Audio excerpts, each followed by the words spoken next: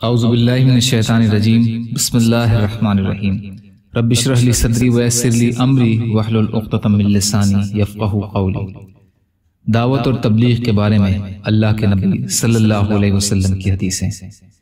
حضرت انس بن مالک رضی اللہ تعالی عنہ سے روایت ہے کہ رسول اللہ صلی اللہ علیہ وسلم نے حضرت اقسم بن جون خزائی رضی اللہ تعالی عنہ کو ارشاد فرمایا، اقسم اپنی قوم کے علاوہ دوسروں کے ساتھ مل کر بھی جہاد کیا کرو، اس سے تمہارے اخلاق اچھے ہو جائیں گے اور ان اخلاق کی وجہ سے تم اپنے رفقا اور ساتھیوں کی نظر میں عزت والے ہو جاؤ گے۔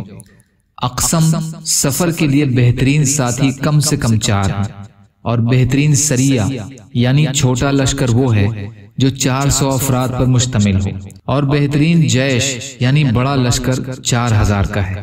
12000 افراد اپنی تعداد کی کمی کی وجہ سے شکست نہیں کھا سکتے، البتہ دوسری کوئی وجہ سے شکست کی ہو تو وہ اور بات ہے، جیسے اللہ تعالیٰ کی کسی نافرمانی میں مبتلا ہو جانا وغیرہ۔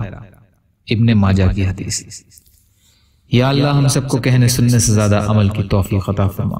یا اللہ جو مظلوم ہیں، پریشان حال ہیں، بیمار ہیں، قرض میں ہیں، بے روزگار ہیں، محتاج ہیں، ان کی مدد فرما۔ یا اللہ دنیا اور آخرت کی تمام خیر عطا فرما۔